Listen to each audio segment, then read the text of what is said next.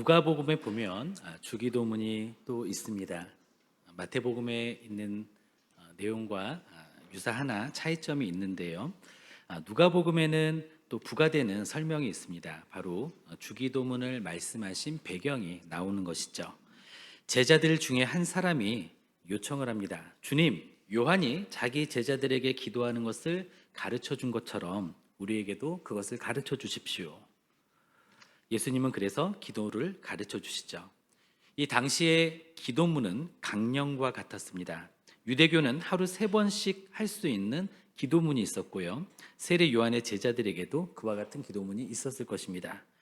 제자들은 서기관이나 바리새인들, 율법 학자들의 기도와는 다른 예수님의 기도를 배우고 싶었습니다. 그리고 예수님의 제자로서의 정체성을 가지고 싶었던 것이죠. 지난주에는 주기도문의 첫 시간이었죠. 그래서 우리는 그때 기도의 대상이 누구신가에 대해서 함께 말씀을 나누었습니다. 기도의 대상은 누구시죠? 하늘에 계신 우리 아버지이십니다. 우리의 기도의 대상은 하나님 아버지이십니다. 인격적이시고 자애로우신 아버지이십니다. 그리고 우리의 기도의 대상은 하늘에 계신 아버지이시죠. 높고 능력이 있으시지만 그 누구보다도 우리와 가까이 계시는 분이십니다. 또한 하나님은, 우리의 기도의 대상 하나님은 나와 너의 아버지가 되십니다. 형제 우애로 우리가 서로 사랑하기를 바라시는 하나님 아버지이신 것이죠. 기도할 때 가장 중요한 것은 무엇입니까? 내가 누구에게 기도하고 있는가 하는 것입니다. 그런데 우리는 기도를 시작할 때에만 하나님 아버지를 떠올리고 그 이후에는 자기 관심사에 매몰되는 경우가 많습니다. 그래서 나의 요구, 나의 욕구를 구하고 또 푸념을 들어 놓으면서 하나님께 얼굴을 향했다가 땅으로 시선이 고정되는 경우가 참 많습니다. 주기도문은 크게 두 부분으로 나뉩니다. 바로 하나님께 영광 돌리는 앞부분과 또 우리의 필요를 구하는 뒷부분으로 나뉘는데요. 총 6가지의 간구 중에서 3가지는 하나님께 영광, 그리고 나머지 3가지는 우리의 필요를 구하는 내용입니다. 십계명의 구조와 참 비슷한데요. 십계명은 어떻죠? 전반부, 1계명에서 4계명까지는 하나님에 대한 의무, 대신계명에 대한 것이고, 그리고 6계명부터 5계명부터 10계명까지는 어떤 내용이죠? 이웃에 대한 의무이죠. 대인계명에 대한 의무가 나와 있습니다. 우리의 기도는요, 순서가 중요합니다. 우리가 지금까지는 나 중심의 기도를 해왔다 할지라도 이제는 하나님 중심의 기도로 옮겨가야 할 것입니다. 우리는 문제가 있을 때 기도의 필요성을 많이 느끼죠. 그래서 가난한 마음으로 갈급한 심령으로 기도를 합니다. 그런데 문제는 기도가 막상 응답이 되면은, 나의 문제가 해결이 되면은 기도도 멈추어진다라는 것입니다. 우리는 하나님의 이름, 하나님의 나라, 하나님의 뜻을 먼저 구해야 하는데 이것은 우리의 상황과 상관없이 우리가 항상 어느 때라도 주님 앞에 나오며 기도해야 할 것입니다. 오늘은 주기도문의 첫 번째 간구로서 하나님의 이름을 구하는 기도, 이것에 대해서 함께 살펴보기를 원합니다. 하나님의 이름을 구한다라는 것은 무엇일까요? 이름은 그 사람의 본성, 성품, 행위를 나타냅니다. 우리가 누군가의 이름을 떠올리면 우리는 어떤 생각을 하죠? 그 이름을 사용하고 있는 분의 얼굴, 외형, 성격, 하시는 일, 그 밖에 여러 가지 부분들을 총체적으로 우리는 떠올리게 됩니다. 유대인들에게 있어서 이름은 참 중요한 의미를 가지고 있었습니다. 이름을 부르게 되면 그 이름을 가진 존재와 공존하는 것으로 그들은 여겼습니다. 그래서 그들이 하나님의 이름을 부를 때에는 하나님께서 임재하신다라고 생각을 하시고, 그래서 하나님의 이름을 함부로 부르지 않았습니다. 조심스럽게 경외하면서 주님의 이름을 불렀습니다.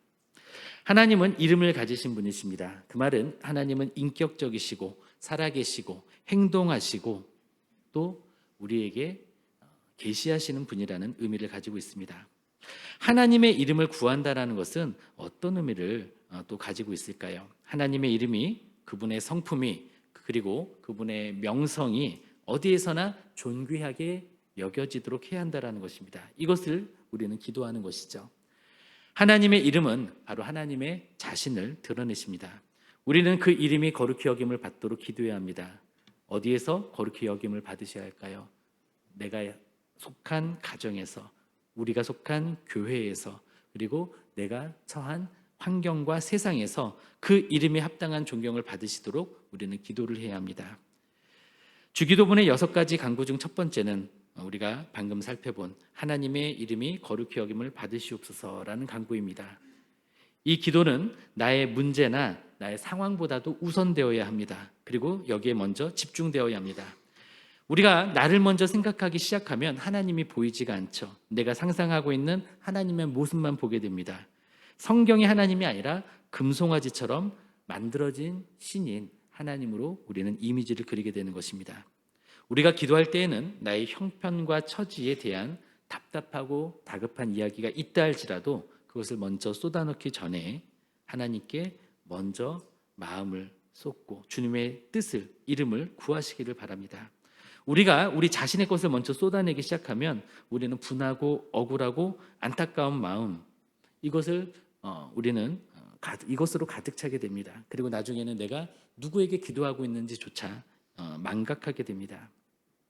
울다가 원망하다 보면 하나님은 보이지 않고 나의 사정만 부각되어 보여지는 것이죠. 우리는 먼저 하나님을 생각해야 합니다. 다급하고 답답한 사정이 있더라도 먼저 하나님의 뜻을 분별해야 합니다. 하나님이 무엇을 원하시는가를 먼저 생각하고 그것을 구하여야 합니다. 그래서 예수님은 당신의 이름이 거룩히 여김을 받으소서, 이것을 기도의 첫 순서로 가르치셨습니다. 참고로 마음이 너무 상해서 기도 자체가 나오지 않을 때가 있죠. 이때는 어떤 기도의 형식과 순서보다는 일단 마음을 주님 앞에 쏟는 것이 중요합니다. 왜냐하면 기도가 멈추면 소망이 없기 때문이죠. 그래서 일단 기도의 물꼬를 트시면서 계속 주님 앞에 아뢰십시오. 우리 안에 있는 모든 것들이 다 쏟아져서 마음이 열릴 때까지 우리 속사정을 아뢰면서 나아가시면 좋겠습니다. 그리고 요즘 제가 금요일마다 찬양 인도를 합니다. 금요 예배 때 찬양 인도를 하고 같이 기도를 하는데요.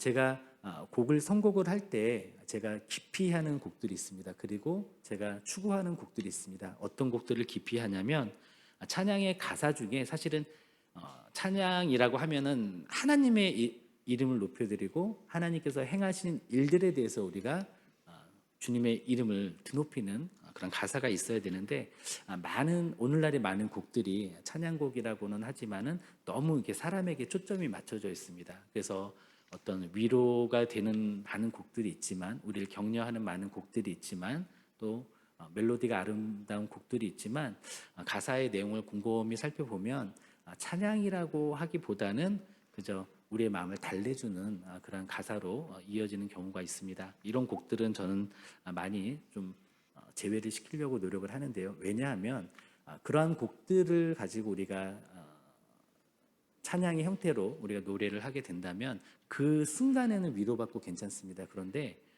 우리의 어떤 문제나 나의 감정이나 나의 어떤 제한되었던 그런 상황들이 변화는 되지 않고 그 상황에서 벗어나기도 힘듭니다.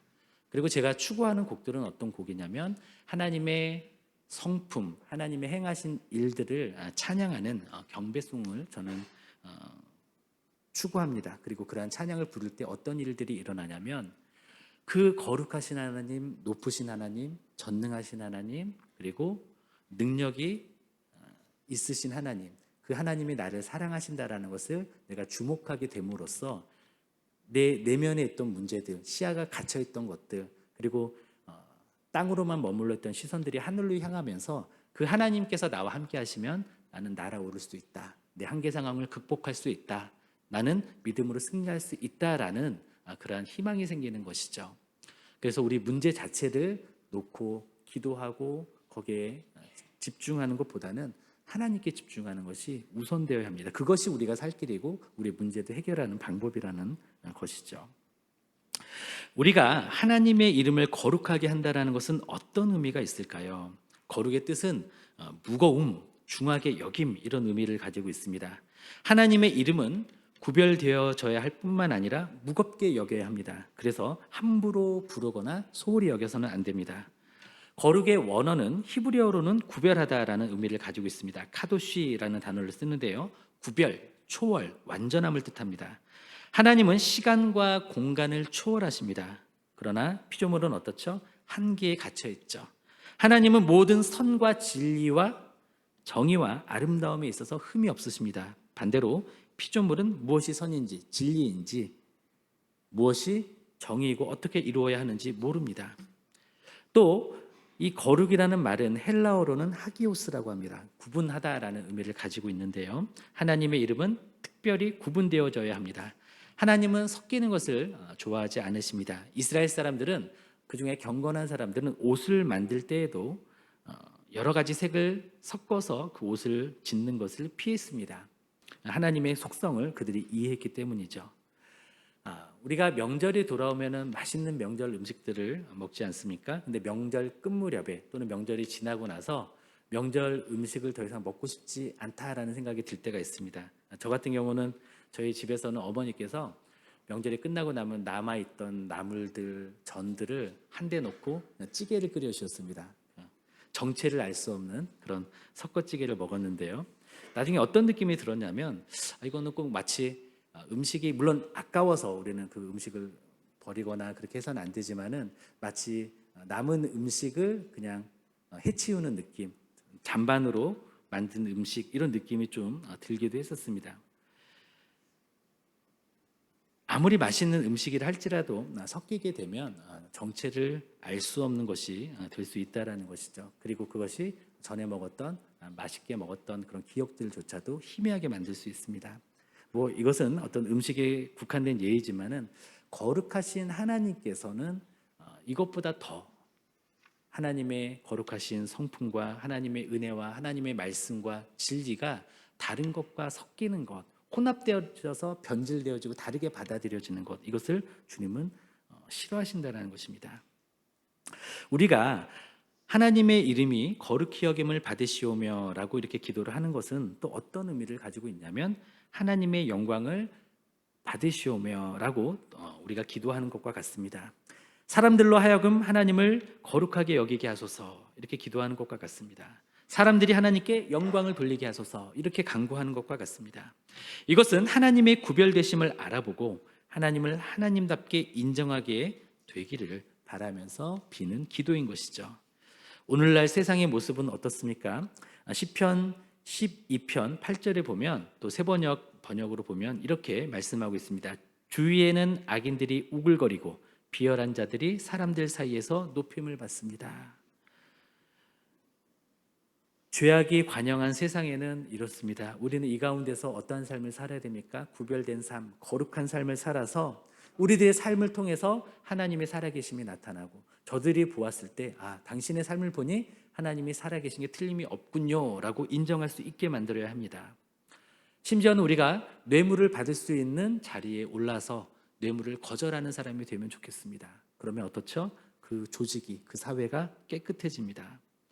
우리의 인생의 궁극적인 목적은 이런 세상에서도 하나님의 이름이 거룩히 여김을 받도록 하는 것, 하나님께 영광을 돌리는 것이 되어야 합니다. 그것을 위해서 우리는 날마다 기도해야 합니다.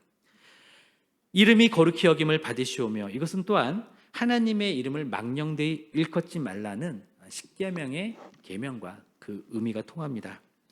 하나님의 이름을 거룩하게 하시기를 바라는 이 기도는 하나님의 이름을 제가 오용하지 않겠습니다 라는 우리의 서약이기도 합니다.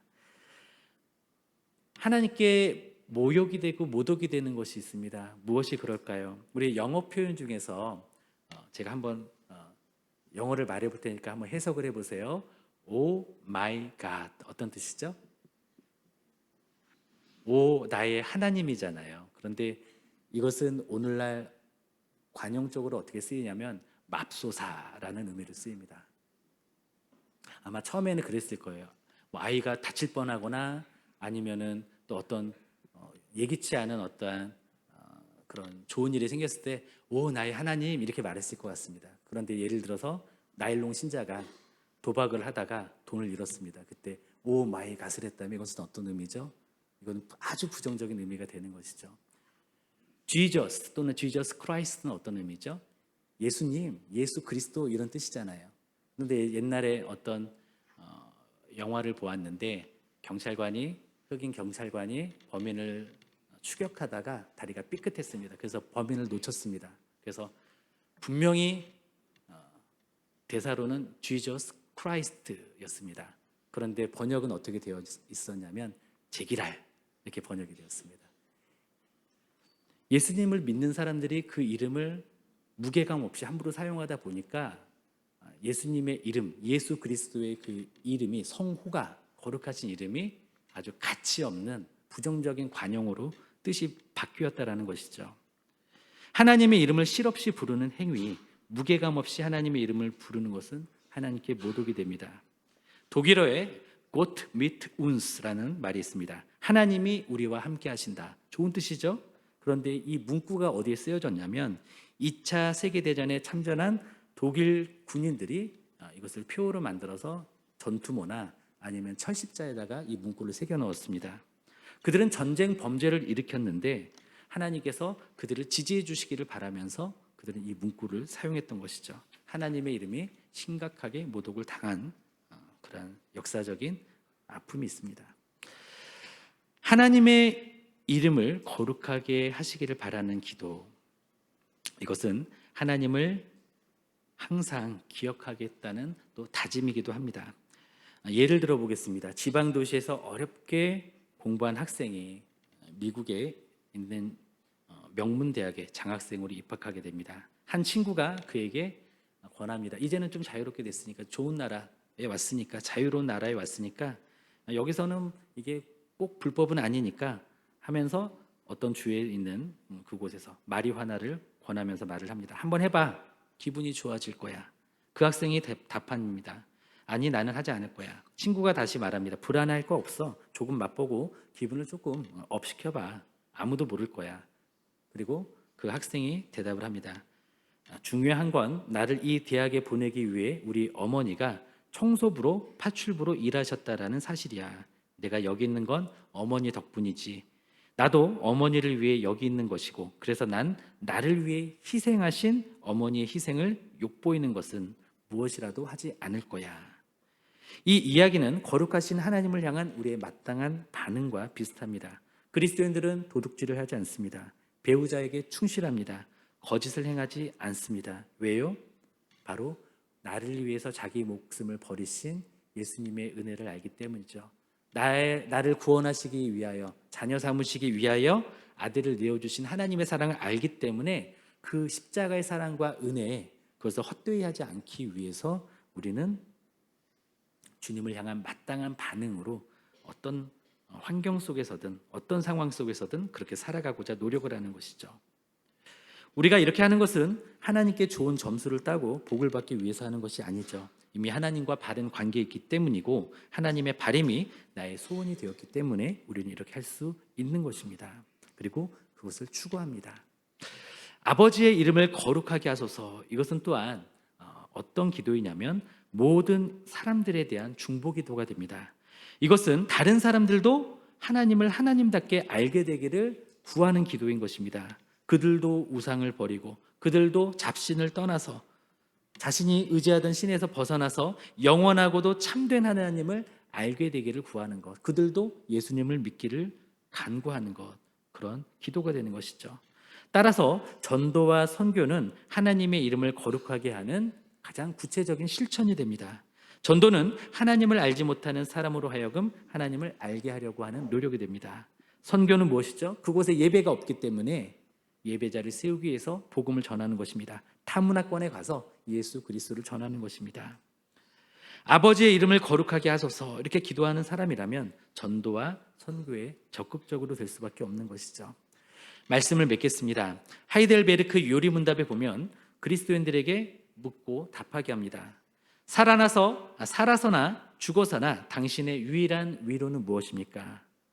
내 몸과 영혼 모두가 살아서나 죽어서나 내 소유가 아니라 나의 신실한 구원자 예수 그리스도의 소유라는 사실입니다. 이렇게 묻고 답하게 합니다. 우리는 살아도 주를 위하여 살고 죽어도 주를 위하여 살아야 하는 사람들이죠. 왜냐하면 사나 죽으나 주님의 것이기 때문입니다. 우리가 주님의 이름을 부르기 전에 주님이 먼저 우리의 이름을 불러주셨습니다. 주님은 우리를 택하셨고 소유 삼으셨고 구원하셨고 세상을 향한 제사장으로 임명하셨습니다. 바라기에 우리 모두는 살아서는 주님의 이름을 거룩하게 하고 죽어서는 주님의 이름을 빛내는 그리스도인들이 되시기를 바랍니다. 그것을 위해 날마다 하나님의 이름이 거룩히 여김을 받으시기를 바라면서 간구하는 아름다운 복된 인생이 되시기를 예수님의 이름으로 축원드립니다.